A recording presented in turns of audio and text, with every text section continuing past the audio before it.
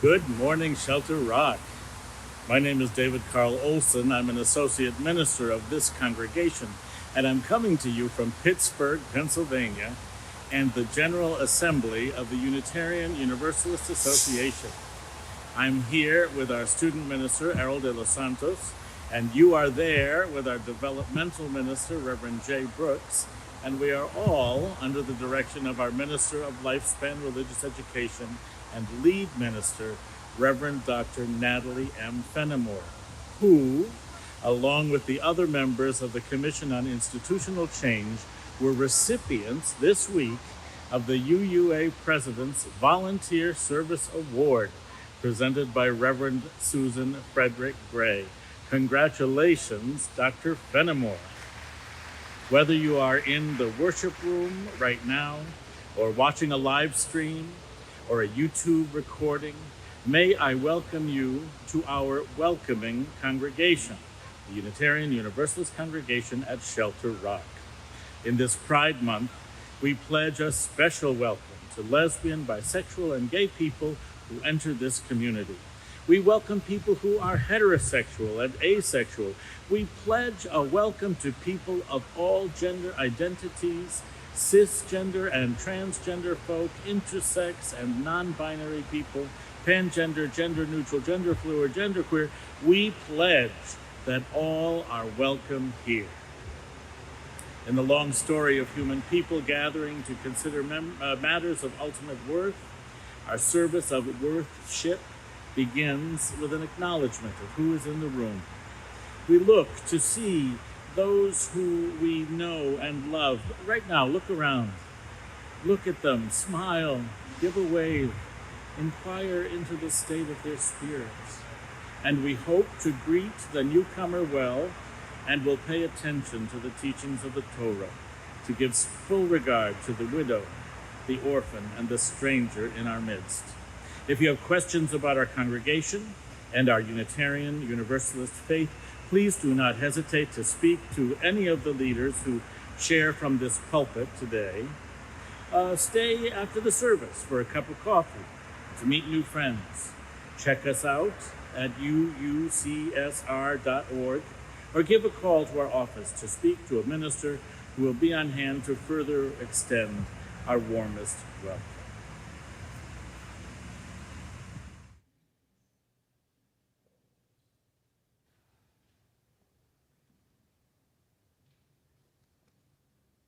Oh, thank you, Reverend Olson.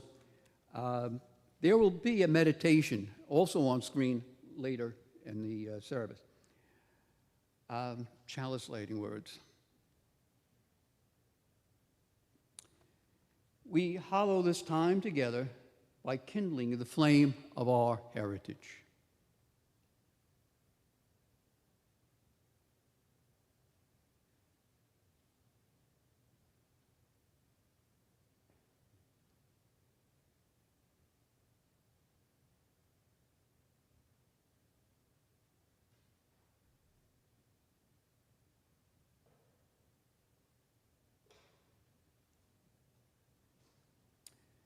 This is a Green Sanctuary congregation, and this Sunday is the annual service conducted by the Green Sanctuary team.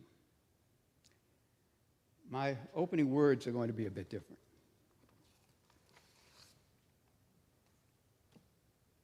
I want to talk theater.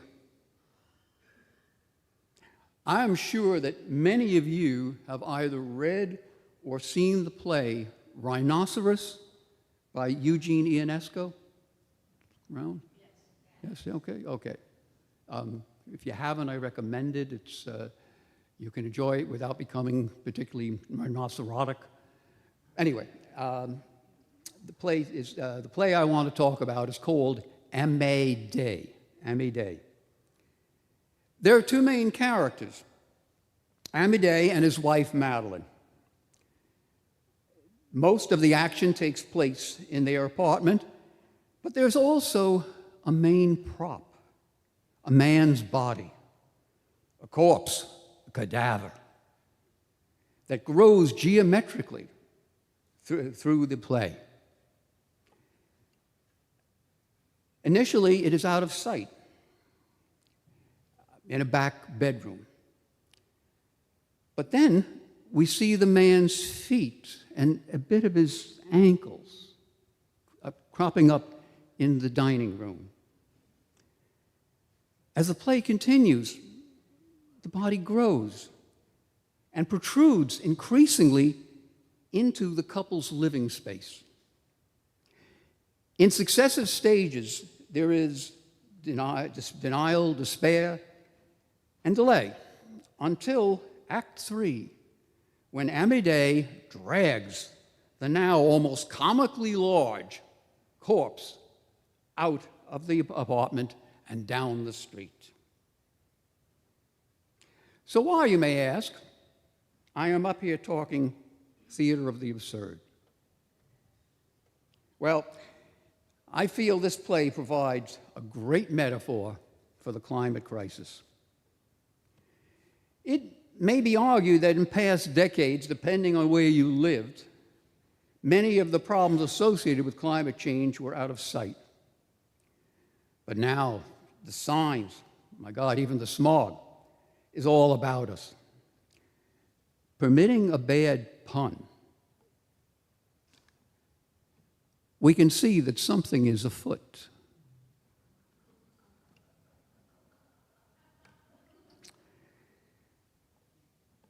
Amedée addresses his problem in the last act of the play. Regarding climate change, science tells us that the time is short. We have the third decade of the 21st century.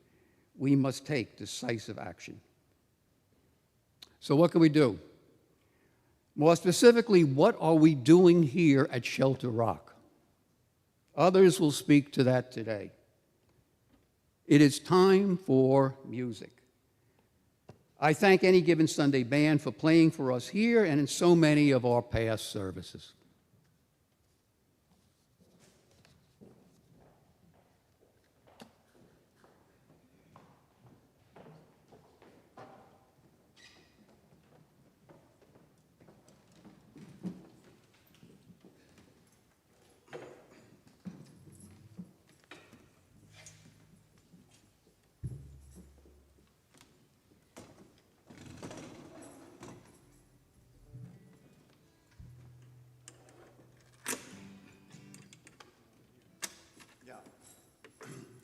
Song that speaks to some of the conflict and confusion and some of the trouble we face with the environmental problems we have.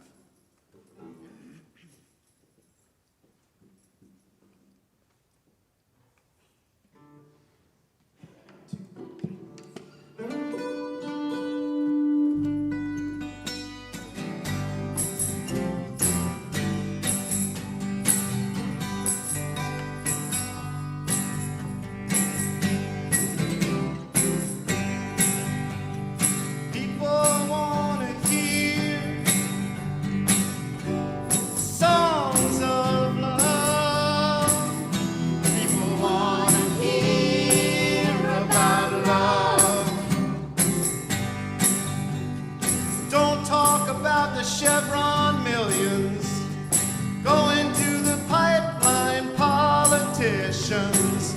People want to hear about love. Don't talk about the beautiful fish in the deep blue sea dying. People want to hear about love. People wanna hear about love now. If it will make them feel alright. People wanna hear about love. People wanna hear. People wanna hear about love. Don't talk about the corporations hijacking all your rights. People want to hear about love. Don't mention world poverty. Talk about the global love. People want to hear about love. People want to hear about love now.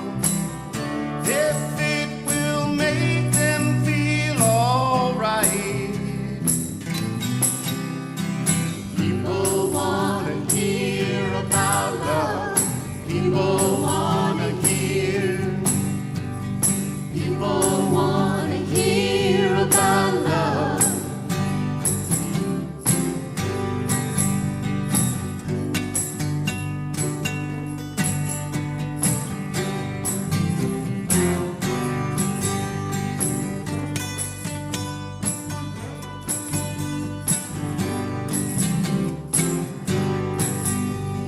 Don't say that Citizens United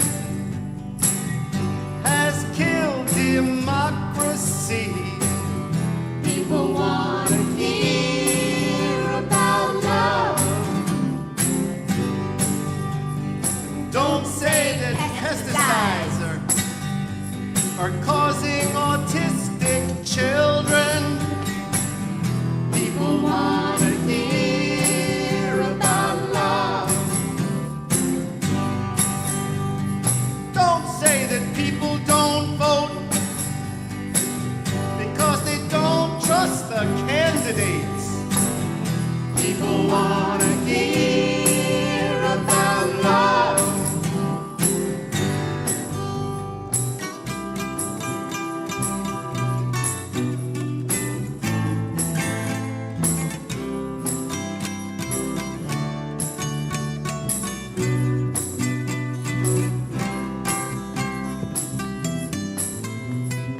People want to hear.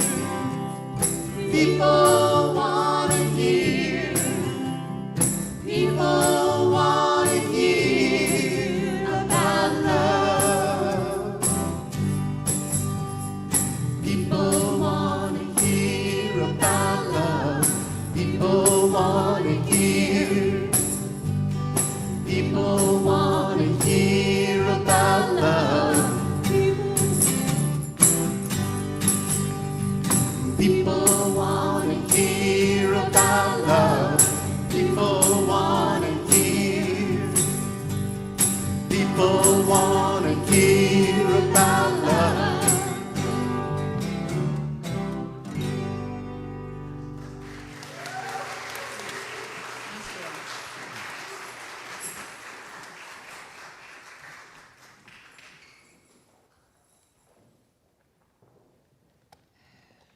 Good morning. We are going to have our words of affirmation, so please stand as you are willing and able.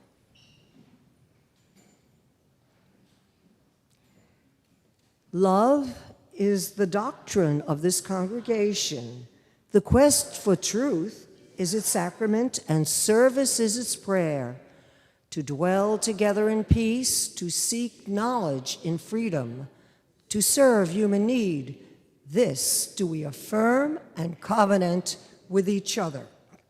And now remain standing if you wish to sing our song of affirmation. From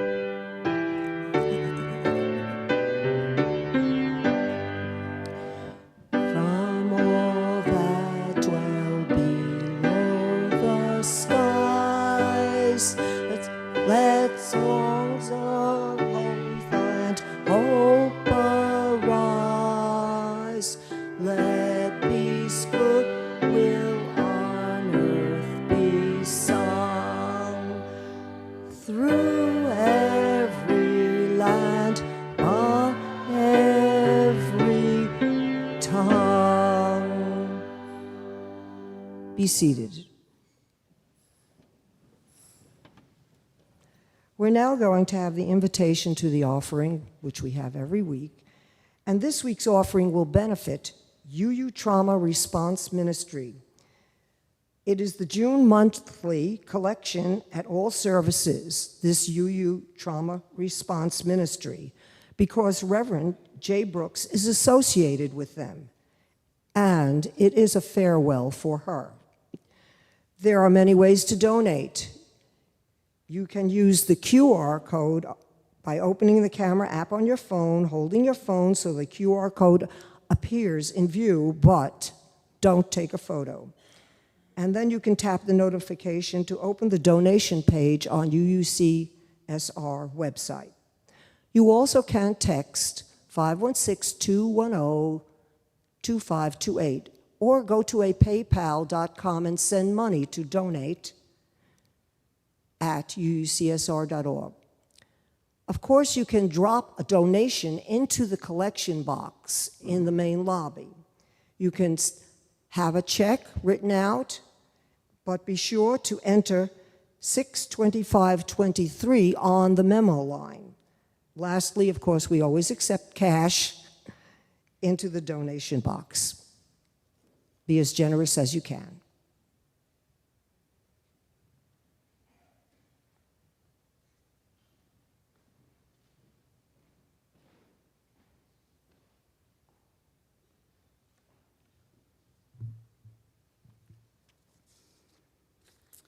A poem, I Shall Protect the Forest. Have you ever really looked at trees and seen their perfect beauty? If you have, you know that their protection is a stern and sacred duty. Protection of that spreading grandeur through many summers grown. Safeguarding of those temple green while the song of bird is known. Then remember that the forest fire is an enemy to fight. It is a tree assassin to be, watched both day and night. A campfire left unguarded or a match tossed carelessly may bring destruction with great loss and deepest tragedy. When next you see the wide-flung branches of a graceful pine, think to yourself a sacred service is part and parcel of mine. I resolve to protect all trees forever and guard their heaven-sent beauty. To save our forest of our land shall ever be my duty.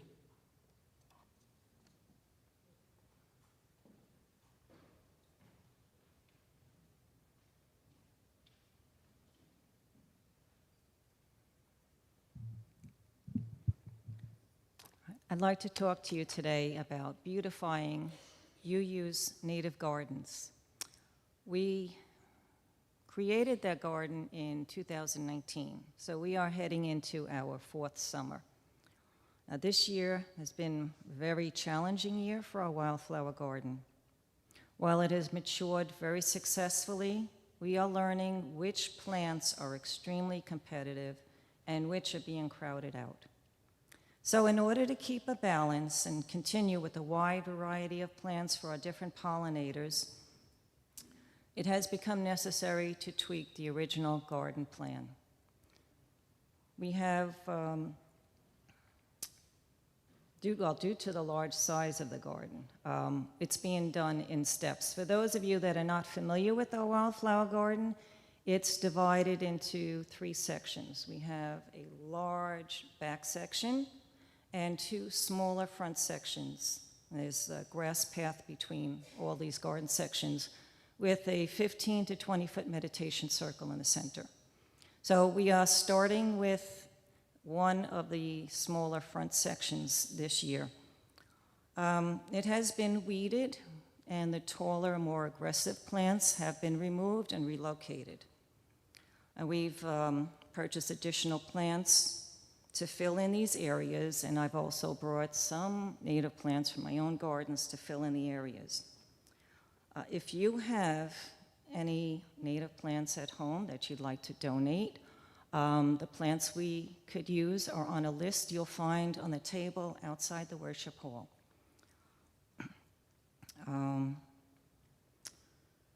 Some of the plants that you'll find in our garden are anise hyssop, asters, black-eyed Susan, butterfly weed, butterfly blue scabiosa, coreopsis, echinacea, golden alexanders, goldenrod, iris, leotris, milkweed, monarda, and penstemon.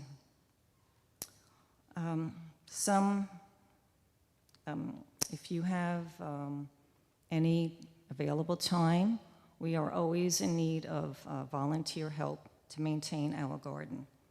You can contact me. I am available. My schedule is flexible, so I'm available weekdays as well as weekends. I'm in the directory, so just contact me. Or you can see me after service today.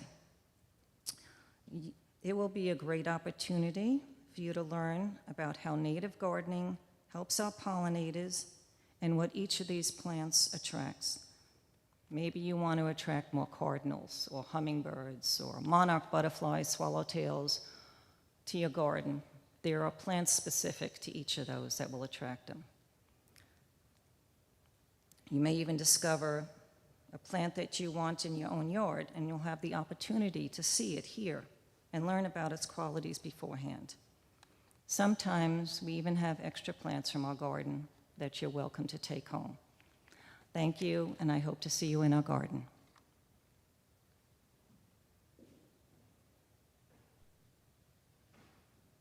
I'm standing here near the place where the Allegheny and Monongahela rivers combine to form the Ohio. You sit on the sacred land that we now steward in Manhasset. And the meditation that we share is in our hymnal from the wisdom of the Ute Indians of North America. Earth, teach me stillness as the grasses are stilled with light. Earth, teach me suffering as old stones suffer with memory. Earth, teach me caring as parents who secure their young. Earth, teach me courage as the tree which stands all alone. Earth, teach me limitation as the ant crawls on the ground. Earth, teach me freedom as the eagle soars in the sky. Earth, teach me resignation as the leaves which die in the fall, and they do this again. Earth, teach me regeneration as the seed which rises in the spring. Earth, teach me to forget myself as melted snow forgets its life. Earth, teach me to remember kindness as dry fields weep in the rain.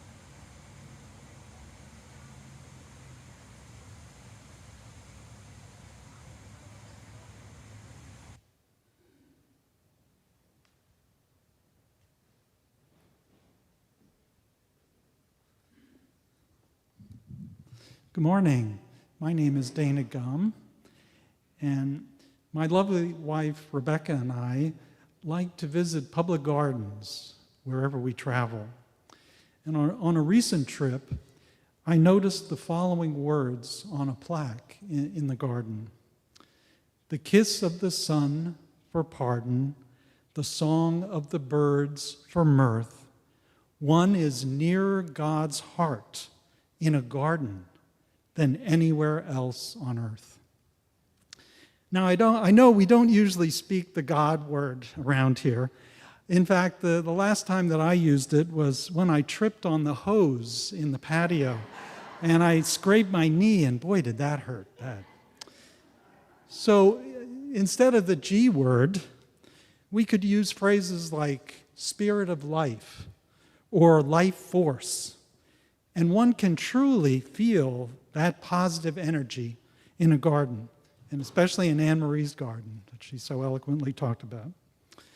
Here at UUCSR, we've made great progress in creating even more gardens beyond the wildflower garden on our magnificent 100-acre property.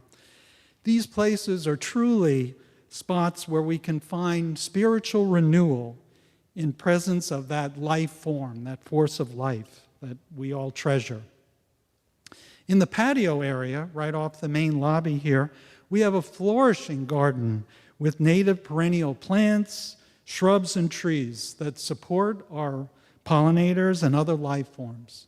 Please don't miss the bizarre blue rattlesnake master plant. It's an iridescent blue, very strange. It looks like something from another planet, but it's native. So please check it out, and the bees love it. We're also creating a woodland garden along the edge of the Great Lawn, where we cleared invasive plants and exotic vines and shrubs last fall. And this spring, we've been planting thousands, literally thousands, of native ferns, sedges, forbs, shrubs, and trees. Don't miss our pawpaw trees, which we planted a couple of weeks ago. The pawpaw trees, hopefully one day, will yield the largest edible fruit native to North America. So we've got 5 of them in our woods right out here. So the congregation took a mighty step just this last March, approving the land management policy statement, which declares, to the extent practicable, we shall nurture our property's natural resources and strive to ensure their survival for future generations. With that policy statement in mind, we have some future capital projects on deck to create more wildflower meadows to add to Anne Marie's garden along the fringes of the Great Lawn, and also to continue our efforts at forest restoration on the 75-acre woodland that we have, which is so important in fighting climate change, to have an open area like that pumping out oxygen and lowering the temperatures. So it's a great resource that we have. We're also working on the idea of a conservation easement that would monetize our commitment to preserve our woodlands. And we're reaching out to community organizations like the North Shore Land Alliance, the Nassau County Cornell Cooperative Extension, and the Sierra Club to let them know about our unique natural resource, which it really is so special for our part of Nassau County. In fact, as the Sierra Club, we're going to be working with them this afternoon to do some weeding in the patio area. So most importantly, we're also working to hire a professional land manager who can organize all these activities and more. So as you can see, there's a lot going on in the land management arena. Finally, next Tuesday, we're going to begin our second season working with high school students on gardening projects on our grounds. This is a program that's organized by Rewild Long Island, and it's extremely rewarding to work with young people and bring up the next generation to nurture the earth. So anybody who's interested in participating in any of these activities, please talk to me. Thank you very much for your attention.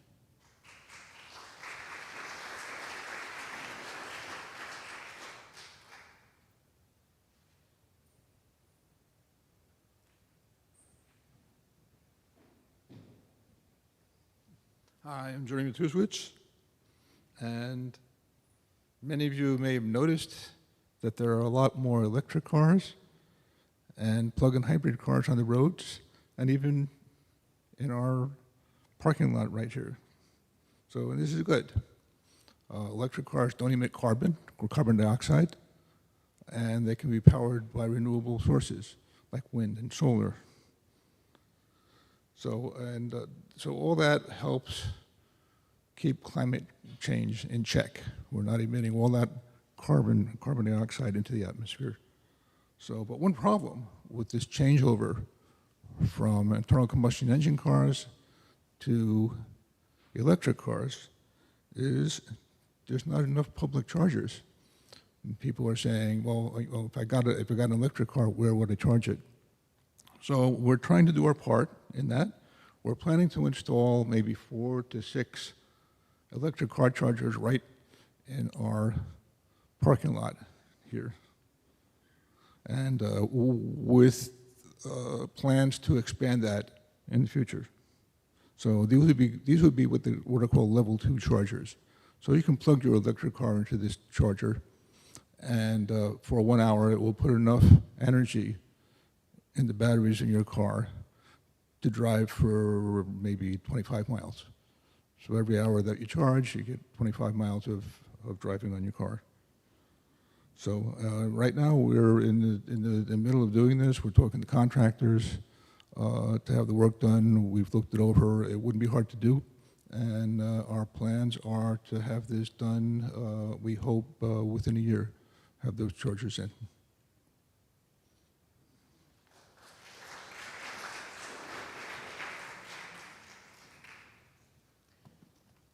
Hello again. Now we are going to do a skit called God and Lawn Care. Jim Peters will portray St. Francis, I will be St. Catherine, and Bill Carmody will be God. Frank, you know all about the gardens and nature. What in the world is going on down there on the planet? What happened to the dandelions, violets, milkweed, and stuff I started eons ago? I had a perfect no-maintenance garden plan. Those plants grow in any type of soil, withstand drought, and multiply with abandon. The nectar from these long-lasting blossoms attracts butterflies, honeybees, and flocks of songbirds. I expect to see a vast garden of colors by now, but all I see are these green rectangles. It's the tribes that settled there, Lord, the suburbanites. They started calling your flowers weeds and went to great lengths to kill them and replace them with grass. Grass? But it's so boring. It's not colorful. It doesn't attract butterflies, birds, and bees, only grubs and sodworms. It's sensitive to temperatures. Do these suburbanites really want all that grass growing there? Apparently so, Lord. They go to great pains to grow it and keep it green. They begin each spring by fertilizing grass and poisoning any other plant that crops up in the lawn. The spring rains and warm weather probably makes the grass grow really fast. That must make the suburbanites happy then. Apparently not, Lord. As soon as it grows a little, they cut it, sometimes twice a week. They cut it? Do they bale it like hay? Not exactly, Lord. Most of them break it up and put it in bags. They bag it? Why? Is it a cash crop? Do they sell it? No, sir. Just the opposite. They pay to throw it away. Now let me get this straight. They fertilize grass so it will grow, and when it does grow, they cut it off and pay to throw it away? Yes, sir. These suburbanites must be relieved in the summer when we cut back on the rain and turn up the heat then. That surely slows the growth and saves them a lot of work. You aren't going to believe this, Lord. When the grass stops growing fast, they drag out hoses and pay more money to water it so they can continue to mow it and pay to get rid of it. What nonsense. Well, at least they kept some of the trees. Now that was a sheer stroke of genius, if I do say so myself. The trees grow leaves in the spring and provide beauty and shade in the summer. In the autumn, they fall to the ground and form a natural blanket to keep moisture in the soil and protect the trees and bushes. It's a natural cycle of life. You better sit down, Lord. The suburbanites have drawn a new circle. As soon as the leaves fall, they rake them into great piles and pay to have them hauled away. No! What do they do to protect the shrubs and tree roots in the winter to keep the soil moist and loose? After throwing away the leaves, they go out and buy something which they call mulch. They haul it home and spread it around in place of the leaves. And where do they get this mulch? They cut down trees. and grind them up to make the mulch. Enough. I don't want to think about this anymore. St. Catherine, you're in charge of the arts. What movie have you scheduled for us tonight? Dumb and Dumber. Let me tell you about that story. Never mind. I think I just heard the whole story from St. Francis.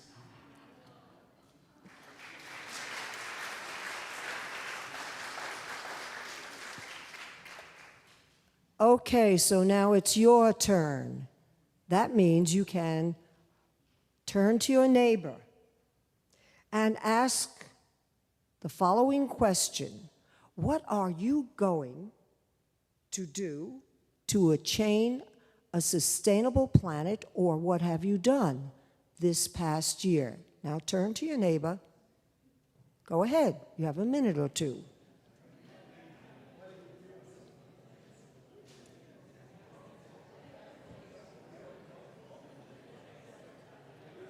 Set up the mic down below so they can talk. We'll leave it here.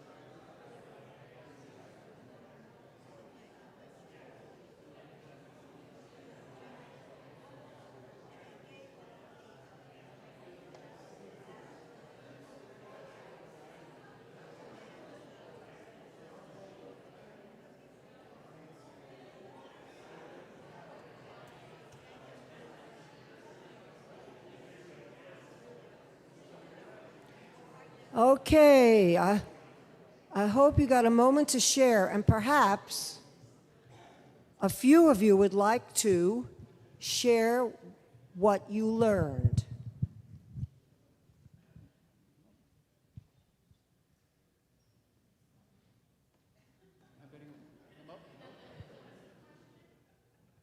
Okay.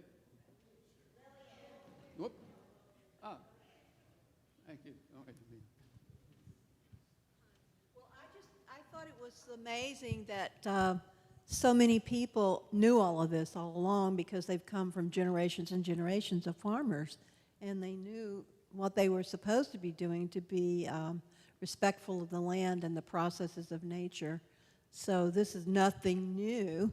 We're having to learn it over again. Yeah. Let me look and think. I just met Doreen, and she's telling me about having how many acres? Just 3. 3 acres in Vermont. And her husband decided to just cut a small area, mow a small area, and let the rest of it just grow. I'd like you to tell more about what you just told me. I think the only other thing I said was that I would have to wear heavy boots and pants to get to the other parts of the land to pick berries. So, because it won't be mowed anymore, but that's okay. One big thing you could do is stop eating meat, because that is so bad for the environment.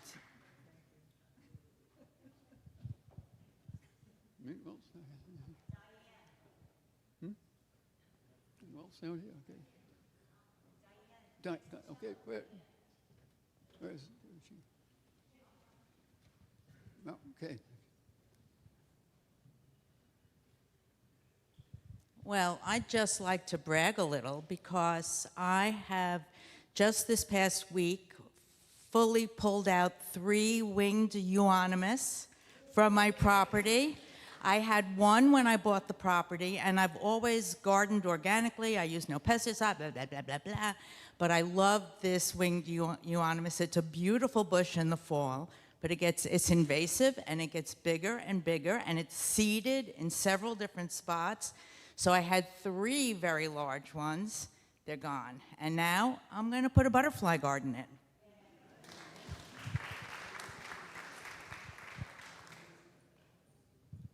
I just want to mention a perfect substitute for those of you that have winged euonymus because you love that brilliant fall red color. A blueberry bush is about the same size, and it looks almost identical to the winged euonymus, and it turns the same brilliant red in the fall. They are virtually carefree, and you get the benefit of blueberries.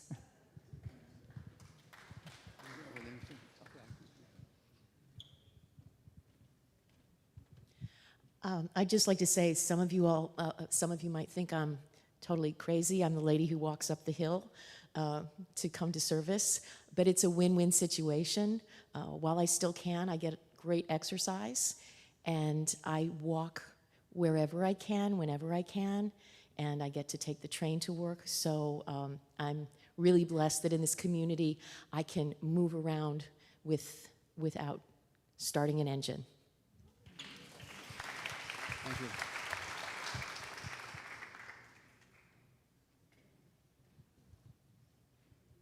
Hi. I'd like to add 2 more suggestions for what Anne Marie said. Fothergilla is also a native shrub. It has beautiful sort of bottle brush looking white, I think slightly fragrant flowers in the spring, and if it's planted in some sun, it will turn red and yellow. Amsonia hebrici, and there's another Amsonia, a large bush that you'll see planted really frequently now in botanical gardens. It's just sort of taken on. It's native. I'll have to say it's native to sort of Arkansas and Oklahoma, but it kind of moves in the wind, and it looks like sort of seaweed. It's really, really beautiful if you touch it. Also, gardens are tactile, so by touching it, it's just this beautiful, soft feeling, and it will turn, it has little blue flowers in the sort of star-like in the spring, but it will turn golden in the fall. So there are a lot of options.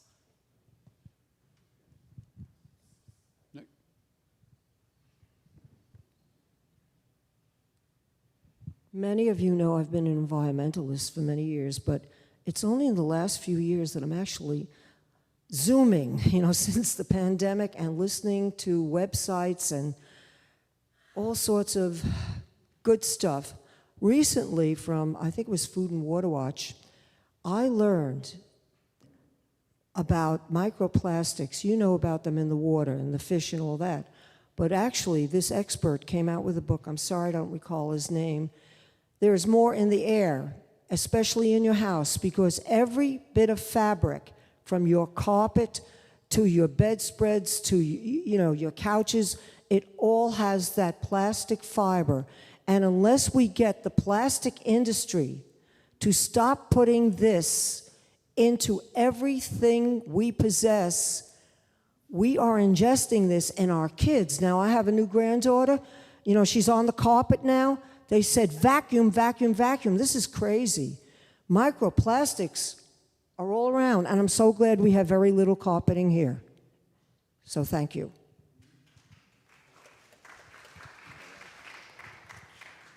I just want to add, beyond the information we can share today, I'll get back to a second, there's a bulletin board, Green Sanctuary Bulletin Board in the Social Hall. We also have a blog, which replaces a column in the Quest. It's great to share information. So if you have anything beyond today you want to share, tell us about, you can contact us. We're emails available, phones in the book. Please, let's continue to let each other know worthwhile things to protect the environment.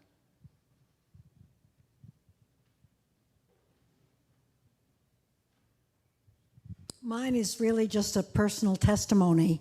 I live in Hadley House, where I have a relatively small but lovely apartment, but I do have a very generous balcony. It gives me great pleasure to fill my balcony with flowers. I've got about 15 huge petunias which bloom, I forgot the word. I'm constantly deheading them, but I have the most beautiful balcony, and it gives me great pleasure to care for those flowers. When you talk about the tactile experience of just deheading a petunia or watering a geranium in the morning, it makes me feel much closer to nature. It gives me pleasure. It gives me peace. And I recommend that people, if they're in apartments, cultivate flowers on their balconies, because there's an enormous sense of peace and sense of beauty that you can create. And the other idea I once dated a man named Mel Bartholomew, who wrote a million-seller book called The Square Foot Gardener. His concept was to create a garden 1 square foot at a time, because so many beginning gardeners get daunted when their planted flowers get out of control and they give up because they think they've completely lost control of their gardens.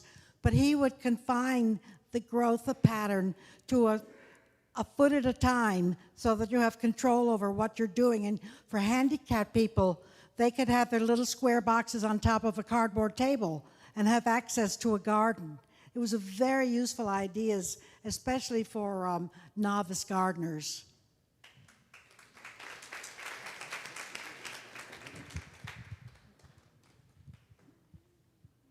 Anyone else? Oh, wait.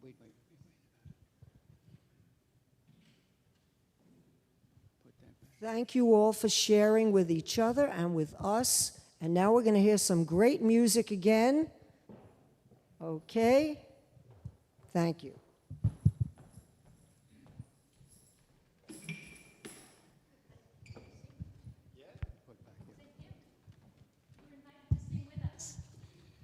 Hymn number 1074 in the teal hymnal. Are we going to have it up there? Maybe not. Yeah, maybe we will. Oh, yeah, we got it.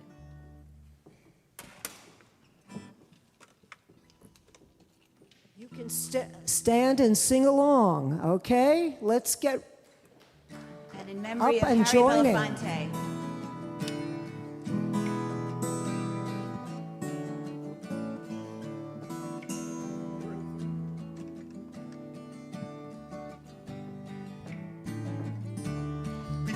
From the fire, living in the fire, go back to the fire, turn the world around. We come from the water, living in the water, go back to the water, turn the world around. We come from the mountain, living on the mountain, go back to the mountain, turn the world around. Whoa, so is life. So is life. Whoa, so is life. So is life. Do you know who I am? Do I know who you are? See we one another clearly. Do we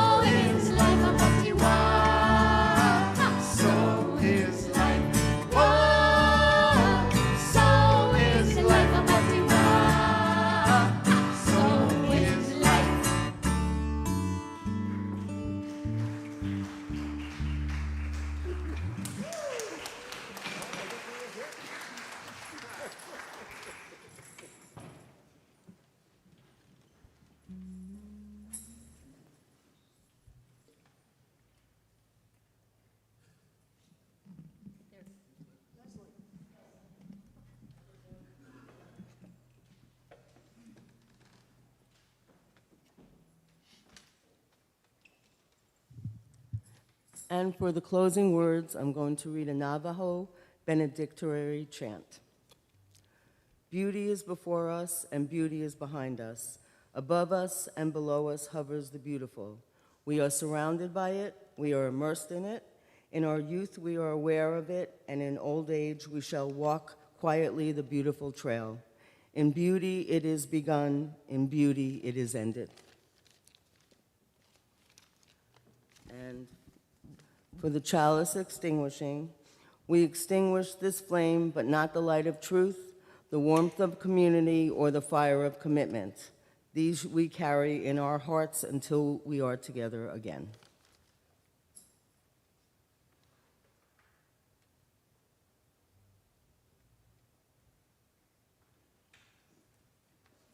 Postlude is a song that was written by Don McLean, who we know more often for American Pie or Vincent. But he wrote this song early in his career, and apparently it was instrumental in the formation and the inspiration for Greenpeace.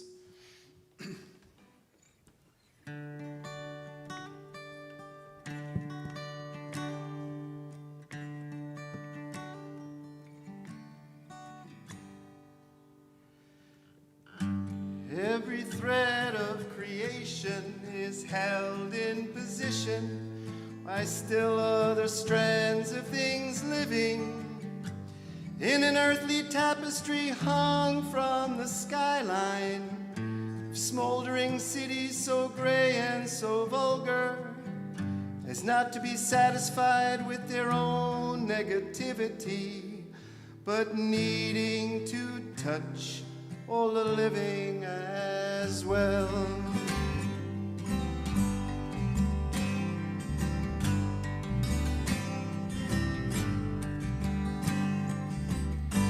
Every breeze that blows kindly is one crystal breath.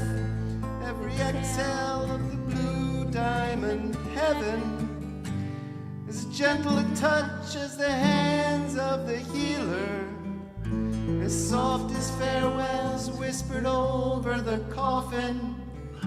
We're poisoned by venom with each breath we take from the brown sulfur chimney and the black highway snake.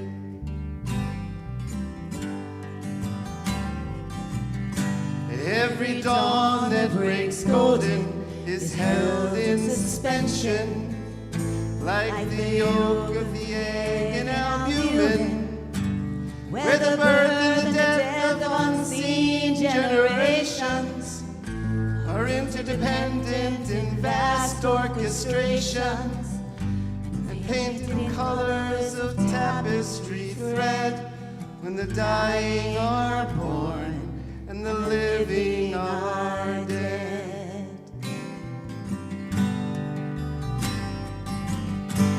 Every pulse of your heartbeat is one liquid moment that flows through the veins of your being, like the river of life flowing on since creation, approaching the sea with each new generation. You're now just a stagnant and rancid disgrace that is rapidly drowning the whole human race.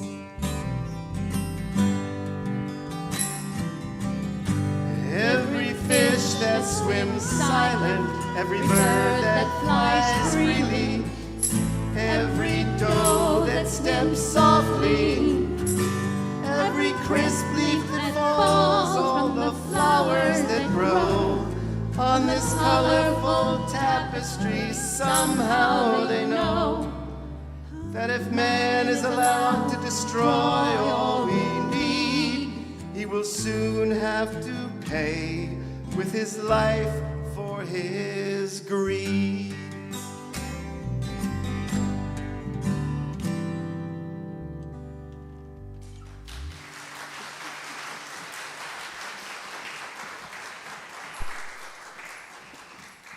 As a last point and a plug for our community, we're going to have the men's group is sponsoring the year-end barbecue next Sunday after the service, so please plan to join us if you can.